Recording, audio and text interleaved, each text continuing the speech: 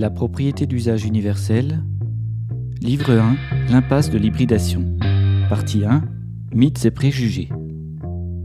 Le socialisme.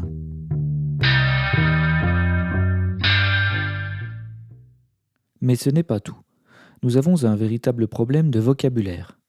Ce qui est nommé socialisme englobe plusieurs visions politiques sous un même mot. Pour commencer, celle de M. Friedrich Hayek est la suivante. Dans cette acceptation, le mot socialisme signifie abolition de l'entreprise privée, de la propriété privée des moyens de production et création d'un système d'économie planifiée où le chef d'entreprise travaillant pour un profit est remplacé par un organisme planificateur central.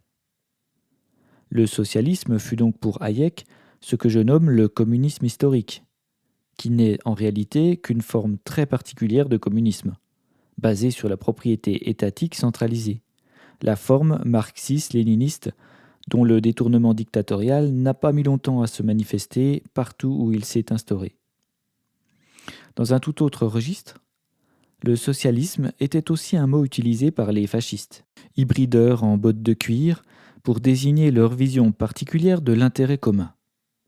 Nationalsozialismus ou nazi ne contiennent-ils pas le mot socialisme ? Pourtant, ces régimes n'ont pas été connus pour l'émancipation de leurs travailleurs, ni pour leur distribution généreuse du travail abstrait. Ils ont en revanche utilisé la propagande sémantique socialiste pour motoriser leur désir de guerre et d'extermination.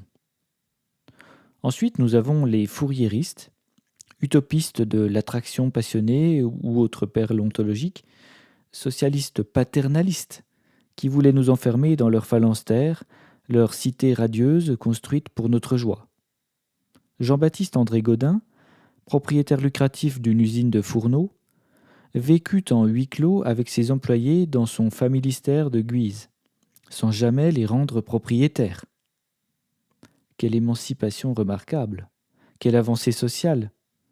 Nombreux sont les socialistes de papier qui refusent de rendre l'outil de travail aux travailleurs, qui refusent le propriétariat. Ils aiment la socialisation lorsqu'elle maintient en vie ou finance leurs utopies, sans toucher à leurs privilèges, pour se donner une goutte de bonne conscience dans un océan de propriété lucrative. Ils sont inutiles à la cause du peuple, dans le sens où ils dénient toute remise en cause totale du mode de propriété, et n'ont à la bouche que les mots taxes, impôts et régulation.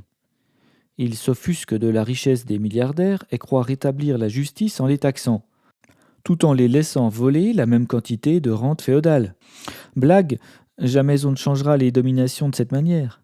Et seule une redéfinition du mode de propriété peut venir à bout des injustices de la propriété lucrative. Ce que nous nommerons communément socialisme tient du simple principe de mise en commun, de socialisation d'une partie de la richesse en vue de sa redistribution d'une manière socialement définie. Cela étant dit, nous pouvons regrouper sous l'action socialiste toutes les formes d'imposition, taxes et cotisations, présentées comme de merveilleux mécanismes de solidarité, mais dont le rôle réel consiste à permettre au système lucratif de survivre. Cette mise en commun socialiste n'a pas à voir directement avec la propriété des moyens de production.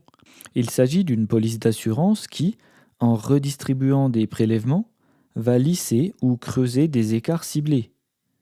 Dès lors, nous pouvons faire entrer la part socialisée de l'hybridation dans cette case, puisque les pertes et les coûts cachés du secteur lucratif sont socialisés. Et cette socialisation est un moyen technique de masquer les défauts structurels de la propriété lucrative débridée. Lorsque l'hybridation paye du chômage aux travailleurs artificiellement mis au banc, c'est à la fois parce que la survie de l'armée de réserve est indispensable, mais aussi parce que ce dernier va dépenser la somme socialisée dans les entreprises lucratives.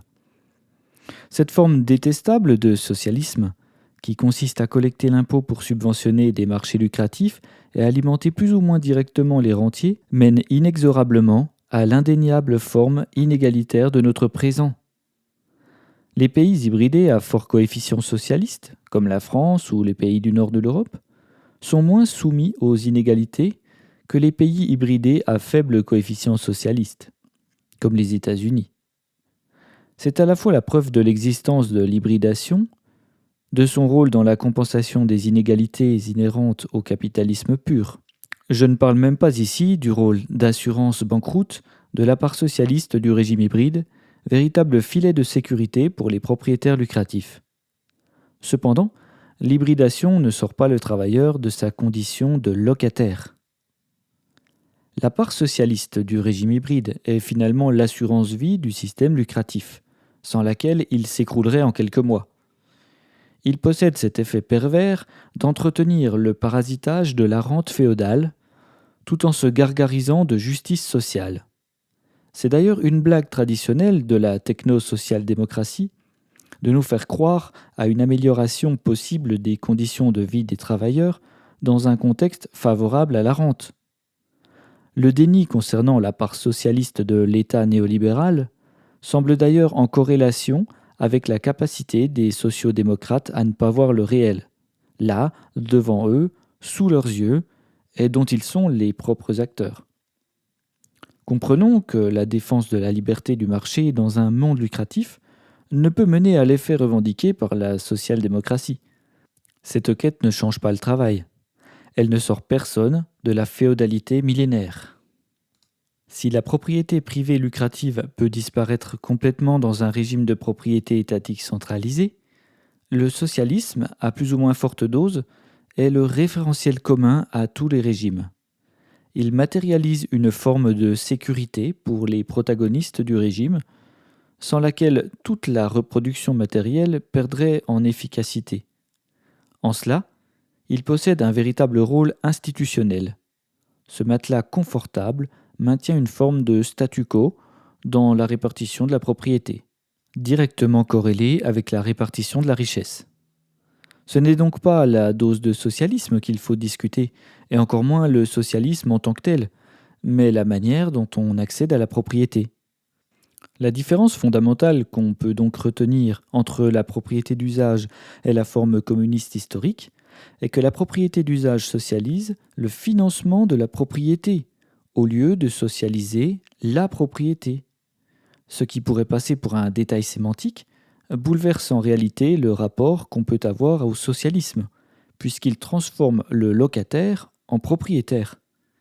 Ainsi, le système devient non seulement libéral, par l'émancipation offerte à tout producteur de créer son entreprise, mais aussi égalitaire, puisque le financement subit une forme de socialisme et touche désormais tous les citoyens en âge de travailler.